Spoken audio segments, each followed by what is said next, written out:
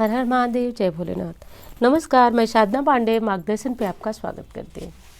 दोस्तों, आज मैं बात करने वाली हूँ आपसे कल के बारे में। कल यानी कि 10 जनवरी के बारे में। 10 जनवरी को विशेष दुर्लभ संयोग प्राप्त हो रहा है। कौन सा संयोग, जो कि थंबनेल पे देख के आप समझ ही चुके हैं। दोस्तों, कल सोमवार तो है ही। सोमवार को हम लोग महादेव की पूजा करते हैं, आराधना करते हैं, परंतु ये विशेष तब बन जाता है, दुर्लभ तब बन जाता है जब सोमवार के दिन अष्टमी तिथि हमें प्राप्त हो। जब सोमवार और अष्टमी का संयोग एक साथ होता है तो इस संयोग को कुछ विशेष पूजा पाठ या कुछ विशेष चीज़ें शिवलिंग पे अर्पित करने से जीवन में चमत्कारी बदलाव होते हैं। जिस काम के लिए आप बहुत समय से, लंबे समय से उलझ रहे हैं, परेशान हो रहे हैं, वो 100% 100% वो चीज़ आपको मिल जाती है, वो चीज़ आपको प्राप्त हो जाती है। देखिए, 18 महापुराणों में शिव महापुराण एक महापुराण है और इसकी लिखी हुई बात कभी भी झूठ साबित नहीं हो सकती है। सूत जी ने मनुष्यों के कल्याणार्थ कुछ विशेष उपाय बताया है, जो कि आज इस वीडियो में आप जानेंगे। किस विधि से आप सोमवारी अष्टमी पे महादेव की पूजा करके, अर्चना करके, आराधना करके उन्हें प्रसन्न कर सकते हैं। दोस्तों, मानव जीवन है, हम भले ही कोशिश करें कि हम भगवान से बहुत ज़्यादा मन्नत न मांगें, बहुत ज़्यादा चीज़ें उनसे न कहें, लेकिन मनुष्य जीव में हमें बहुत सारी ऐसी तकलीफ़ें होती हैं, परेशानियाँ होती हैं, जिससे हम जूझते हैं और भगवान की शरण में जाते हैं। देवादिदेव महादेव संपूर्ण कामनाओं की पूर्ति करते हैं। बस सच्ची लगन, सच्चे हृदय से, सच्ची आस्था से उन्हें मनाने की आवश्यकता है। तो कल दोस्तों क्या करेंगे आप, ये चीज़ आप समझिए। ये विशेष उपाय जो आपको करना है वो सुबह करना है। सुबह आप कभी भी कर सकते हैं। वैसे तो हमारे शास्त्रों में महादेव जी की पूजा के लिए सभी काल, सभी समय जो है वह समर्पित है, लेकिन ये जो उपाय आपको करना है वो सुबह करें तो बेहद उत्तम इसका परिणाम आपको प्राप्त होगा। और वीडियो शुरू करने से पहले एक समझिए कि आपसे एक रिक्वेस्ट ही है कि यदि अच्छी लगे तो एक लाइक कीजिएगा, चैनल को सब्सक्राइब कीजिए, क्योंकि शास्त्रों की जानकारियाँ आपको इस वीडियो में इस चैनल से प्राप्त होती है। दोस्तों, सबसे पहला काम आपको ये करना है कि अपने घर के आसपास कोई भी वट वृक्ष हो तो उसको देख लेना है। आपको आज ही देख लेना है कि किस वट वृक्ष के नीचे आप पूजन करेंगे। देखिए, कहा गया है शास्त्रों में कि चाहे वट वृक्ष हो, चाहे पीपल का वृक्ष हो, चाहे आंवला हो और चाहे बेल वृक्ष हो, ये वृक्ष जो है देव वृक्ष की श्रेणी में आते हैं। इनके नीचे या फिर इनके ऊपर कोई पूजा पाठ प्रयोग करने से ये शीघ्र ही फलीभूत होते हैं। तो आज का जो प्रयोग करना है वो आपको वट वृक्ष के पास ही करना है। वट वृक्ष के पास आपको संपूर्ण शिव पूजा की सामग्री लेकर जाना है। शिव पूजा की सामग्री तो आप सभी जानते ही होंगे। शिव जी को विशेष प्रिय गंगा जल है और दूध, दही, घी, शक्कर, शहद, 5 चीज़ें यदि आपको प्राप्त हो जाती हैं दोस्तों, तो अन्य किसी चीज़ की और आवश्यकता नहीं होती है। मनोकामना पूर्ति के लिए, सर्व कल्याणार्थ के लिए इन 5 चीज़ों से महादेव का अभिषेक किया जाता है। इसमें संसार की संपूर्ण जो कामनाएं होती हैं, इच्छाएं होती हैं, वो सारी चीज़ें पूर्ण हो जाती हैं यदि हम इन 5 चीज़ों से महादेव जी का अभिषेक करते हैं। तो उस चीज़ में एक बार फिर बता दूं, दूध, दही, घी, शक्कर, शहद है, तो ये चीज़ ले लीजिए। विशेष चीज़ों में होता है बेलपत्र। बिल्वपत्र यदि प्राप्त होता है तो ज़रूर ले, और आज तो विशेष दिन है। लेकिन एक चीज़ का ध्यान रखिएगा, कभी भी सोमवार के दिन बेलपत्र नहीं तोड़ा जाता है। अगर मोटे शब्दों में कहूँ तो जो तिथि शिव पूजा के लिए चुनी गई है उसमें कभी भी बेलपत्र को नहीं तोड़ा जाता है, क्योंकि बेल वृक्ष शिव जी से जोड़कर देखा जाता है और बेल वृक्ष से उसकी पत्तियों को अलग उस दिन नहीं किया जाता है जिस दिन हम शिव पूजा करते हैं। तो आज ही आप बेलपत्र को तोड़ लें, तोड़ करके रख लें बहुत अच्छे, और देख लें कटे फटे या फिर खराब बेलपत्र आपको न मिले। लेकिन फूल यदि हमें लाना है तो आज के दिन बिल्कुल ना लाएं, क्योंकि गृहस्थ जीवन में जो फूल आ जाते हैं, घर में रखे होते हैं, वो बासी कहे जाते हैं। बासी फूल यदि किसी भी पूजा पाठ में आप इस्तेमाल करते हैं तो उससे लक्ष्मी की हानि होती है। और वही फूल यदि बासी फूल हम माली के घर से खरीद करके लाते हैं तो वो फूल कभी भी बासी नहीं माने जाते हैं। हमारे घर जब सुबह पूजा के लिए आए तो वो सुबह ताज़ा ही माने जाते हैं। माली कब का तोड़ के लाए हैं ये हमसे मतलब नहीं है, बल्कि हमारे यहाँ आने के बाद वो फूल पूजा में हम प्रयोग करेंगे, किसी भी प्रकार का दोष नहीं लगेगा। और ये मेरी बात नहीं है, ये शास्त्रों का कथन है। तो इस चीज़ को आप ज़रूर फॉलो कीजिए, क्योंकि बहुत सारे लोग बासी फूल तोड़कर लाकर पूजा में प्रयोग करते हैं। ये चीज़ें लक्ष्मी की हानि कराती हैं। दोस्तों ये सारी सामग्री जो मैंने बताई वो ले लीजिए आप लेकर के, और घर के आसपास कहीं भी बट वृक्ष हो वहाँ जाइए। बट वृक्ष के पास आपको थोड़ी सी मिट्टी, वही पेड़ की जड़ से ही मिट्टी लेनी है, अलग से मिट्टी आपको नहीं लेनी है। वैसे तो जब हम लोग घर पे शिवलिंग का निर्माण करते हैं तो मिट्टी को ला करके बहुत सारे प्रोसेस हमें करना पड़ता है, यानी कि मिट्टी का शुद्धिकरण इत्यादि किया जाता है, तब जाकर के वो मिट्टी शिवलिंग बनाने लायक होती है। और बट वृक्ष के पास यदि हम शिवलिंग का निर्माण करते हैं तो ऐसा कुछ भी करने की हमें आवश्यकता नहीं है, वो मिट्टी अपने आप में शुद्ध होती है, क्योंकि वो बट वृक्ष की जड़ की मिट्टी होती है। तो थोड़ी सी मिट्टी खोद ले, बहुत छोटा सा शिवलिंग आपको बनाना है, बड़ा भी बना सकते हैं, लेकिन जैसा समय का अभाव है, सोमवार का दिन है, सबको अपने काम पे जाना ही जाना होता है, तो बहुत छोटा सा आप शिवलिंग का निर्माण कर लें, वहीं से मिट्टी खोद लें। मिट्टी खोदने के लिए घर से आप कुछ चाकू वगैरह ले जाएं, नहीं तो एक चम्मच भी ले जाएं, थोड़ी सी मिट्टी खोद करके, और जो जल आप पूजा के लिए ले गए हैं उसी से आप शिवलिंग छोटा सा बना लें। बनाने के बाद उसी शिवलिंग पे आज आपको पूजन करना है। देखिए, चाहे पीपल वृक्ष के नीचे आप पूजा करते हैं या वट वृक्ष के नीचे या किसी भी देव वृक्ष के नीचे जो आप पूजा करते हैं, वो साक्षात माना जाता है कि साक्षात आप देवता का आह्वान कर पूजन करते हैं। और जो ये उपाय बता रही हूँ, इसमें सूत जी ने बताया है कि मनुष्य यदि अपने हाथों से शिवलिंग बनाते हैं तो उसको कोटि शिवलिंग के पूजन का जो फल होता है वो मात्र एक शिवलिंग का निर्माण कर पूजन करने से हो जाता है। अब आपको आश्चर्य लग रहा होगा कि मंदिर में जो हम पूजन करते हैं तो उससे भी बड़ा पुण्य फल हमें देगा या नहीं देगा। तो एक चीज लिखा हुआ है शिव पुराण में कि आप जो है स्वयं शिवलिंग का निर्माण करते हैं, इसलिए इस शिवलिंग की का महत्व जो है वो और अधिक बढ़ जाता है। तो आज के दिन आप जरूर बट वृक्ष के नीचे ये काम करें, ये उपाय करें। और नहीं कर पाते हैं तो आप ये मत कहिएगा कि नहीं कर पाते हैं तो क्या करें, आप ये सारे उपाय शिवलिंग पे भी कर सकते हैं, यानी मंदिर का जो शिवलिंग होता है, घर का शिवलिंग होता है, वो जरूर करिए। विशेष उपाय मैं उनके लिए बता रही हूँ जिनका काम बहुत दिनों से कुछ भी हो, नौकरी के लिए जा रहे हो या फिर धन संबंधी समस्या हो, बहुत ज़्यादा बीमार हो, लड़ाई झगड़े परेशानियां बहुत ज़्यादा हैं, तो ये उपाय आपको जरूर करना है। क्योंकि परेशानियों से मुक्ति यदि कोई दिलाने वाला है इस संपूर्ण जगत में तो वो देवाधिदेव महादेव हैं।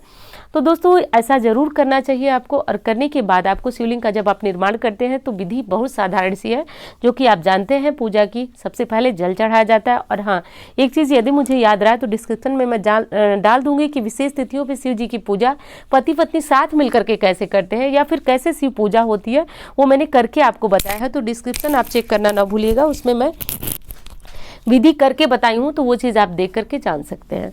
तो जो चीज़ें होती हैं शिव पूजा के लिए, उसमें सबसे पहले जल अर्पित किया जाता है, उसके बाद ही कोई अभिषेक की सामग्री आप अर्पित करें। सबसे पहले जल अर्पित करें। बहुत सारे लोग सबसे पहले दूध अर्पित करते हैं। और जो विशेष चीज़ और ध्यान आपको रखना है वो ये रखना है कि जब आप जल अर्पित कर दें तो उसके बाद जो अभिषेक की सामग्री आप ले गए हैं, दूध, दही, घी, शक्कर, शहद, जो चीज़ें मिल सकती हैं वही ले जाएं आप।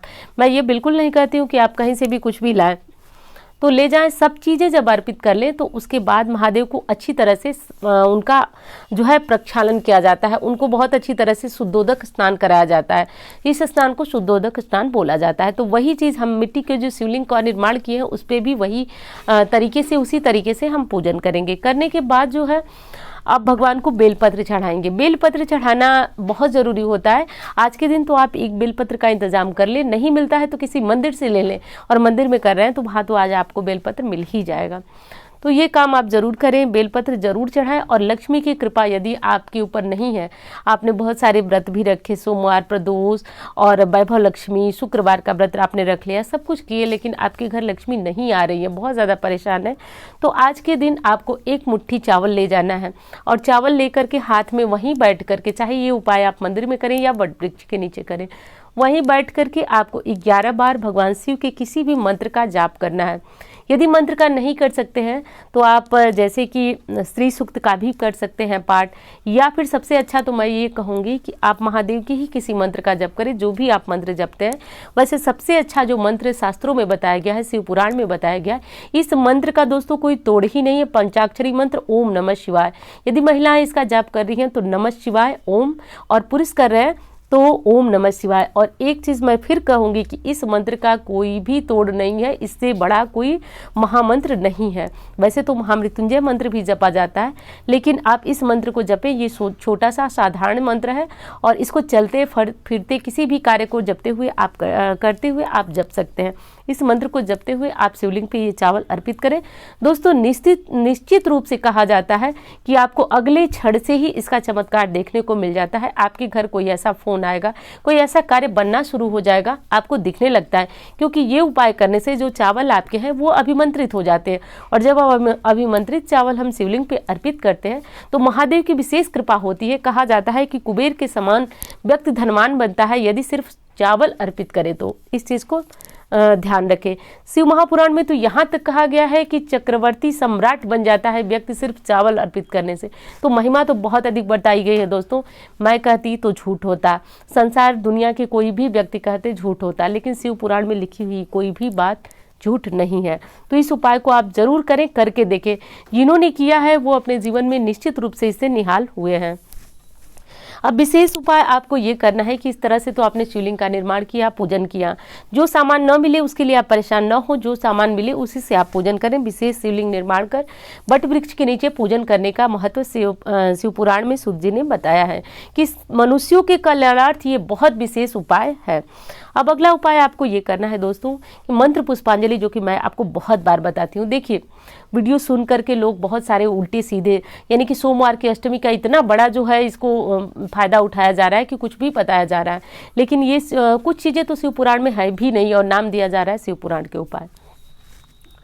तो देखिए, आपको आज के दिन जो है वो मंदार आँख जो बोला जाता है उसको मंदार भी बोला जाता है, तो श्वेतार्क भी बोला जाता है, सफ़ेद आँख भी बोले, आंकड़ा बोले। तो आप समझ सकते हैं कि उस आंकड़े को लेकर के और एक फूल, दो फूल, जितने फूल मिले उससे हमें मंत्र पुष्पांजलि करनी है। वैसे पुष्पांजलि तो दोस्तों तभी होती है जब हमारी अंजलि भरी रहे, लेकिन ये सर्दियों का मौसम है, मुझे नहीं लगता है कि आपको प्राप्त हो पाएगा। हो पाए तो ठीक है, लेकिन दो एक जो भी मिलता है उसको लेकर के और आंखें बंद करके यदि आप शिव तांडव स्तोत्र का पाठ कर लेते हैं। देखिए, पाठ तो आप मोबाइल से देख के भी कर सकते हैं, सुन के भी आप गा सकते हैं, लेकिन जो याद होता है और उस समय हम मंत्र पुष्पांजलि करते हैं और आंखों को बंद करके ऐसी कल्पना करें कि आप किसी साधारण से शिवलिंग के पास मंत्र पुष्पांजलि नहीं कर रहे हैं, बल्कि कैलाश पर्वत पे बैठे हुए महादेव और माता पार्वती के ऊपर ये मंत्र पुष्पांजलि करते हैं। दोस्तों, जीवन में चमत्कारी बदलाव देखने को मिला है। लोगों ने प्रति सोमवार, जो साधारण सोमवार आता है, उस सोमवार को लोगों ने किया है और उनके जीवन में इतना बड़ा चमत्कार हुआ। जो व्यक्ति 1 रुपए भी नहीं कमा सकता था, जो व्यक्ति 2000 4000 की नौकरी के लिए इधर उधर भटकते थे, महादेव ने उन्हें लाखों कमाने का वरदान दिया है। ये साधारण उपाय नहीं है मंत्र पुष्पांजलि वाला। कुछ लोग जो है इसका गलत तरीके से प्रयोग करके और आपको बता रहे हैं, लेकिन ये मंत्र पुष्पांजलि साधारण प्रयोग नहीं है। इसमें जो महत्व होता है वो आपके पुष्पों का भी नहीं होता है, इसमें जो महत्व होता है आपकी भावनाओं का होता है। आप भावनाएं जो है अपनी साफ रखें, बिल्कुल आंखें बंद कर। उस समय कोई भी विचार आपके मन में नहीं आने चाहिए। यदि कोई विचार आए तो बस यही कि आप कैलाश पर्वत पे बैठे हुए महादेव और माँ पार्वती को मंत्र पुष्पांजलि कर रहे हैं। मंत्र पुष्पांजलि होता क्या है? मंत्रों के द्वारा पुष्प की अंजलि भगवान को समर्पित की जाती है, इसे कहते हैं मंत्र पुष्पांजलि। तो ये काम आज के दिन पूजा के अंत में आप जरूर करें। अंत में दीपक आपने जलाया ही होगा और आप कपूर की आरती करें। कर्पूर गौरम, बहुत लोग कहते हैं दीदी बड़ी आरती हम नहीं कर सकते, तो कोई बात नहीं, कर्पूर गौरम करुणावतारम बोलते हुए आपको भगवान से क्षमा प्रार्थना करनी है। वैसे देवाधिदेव महादेव एक ऐसे देव हैं जिनसे क्षमा प्रार्थना नहीं करने के बाद भी ये नाराज नहीं होते हैं। ये अपने भक्तों पे हमेशा दया दृष्टि बरसाते हैं, इसीलिए तो इनका नाम जो है कुछ कोई भोलेनाथ बोलता है, कोई महादेव बोलता है, कोई देवों के देव बोलता है। तो ये बात सच भी है। जिन्होंने अपने जीवन में इस चीज़ का उपभोग किया है, जिन्होंने महादेव की शक्ति को महसूस किया है, वो तो इनकी कृपा से सर्वदा निहाल रहे हैं। और आप भी इस तरह की कोशिश करें। और हाँ, इंस्टाग्राम पे यदि मुझे फॉलो करना चाहते हैं तो आईडी यहाँ है और लिंक मैं डिस्क्रिप्शन में दे दूंगी। एक चीज़ और आपको बता दूं कि यदि वीडियो अच्छी लगे तो एक लाइक ज़रूर करें। आपके लिए एक लाइक होगा, एक मात्र बटन होगा, मेरे लिए बहुत बड़ी प्रेरणा है। और यदि अच्छी लगती है दोस्तों तो एक चीज़ मैं बता दूँ आपको कि इस चैनल पर किसी तरह की बनावटी इधर उधर की बातें बिल्कुल नहीं होती है। जो बातें होती है वो शास्त्रों की होती है। और वो चीज़ मैं आपको बता देती हूँ कि मैंने यहाँ से बताया, आप उस चीज़ को, उस किताब को देख के पढ़ के समझ भी सकते हैं। तो इस तरह की चीज़ें मैं बिल्कुल गारंटी के साथ आपको बताती हूँ, वो चीज़ें बताती हूँ, आप वहाँ से देख करके जानकारी ले सकते हैं। और उम्मीद करती हूँ बहुत पसंद आई होगी आपको वीडियो। और उससे भी बड़ी बात कि इस चीज़ से आप निश्चित रूप से लाभान्वित होते हैं, या फिर आगे आप किसी भी वीडियो को उठा करके कमेंट में पढ़ सकते हैं, लोग लाभान्वित इससे हो भी रहे हैं। तो उम्मीद करती हूँ वीडियो आपको बहुत पसंद आएगी। मिलती हूँ इसी तरह के वीडियो के साथ। धन्यवाद।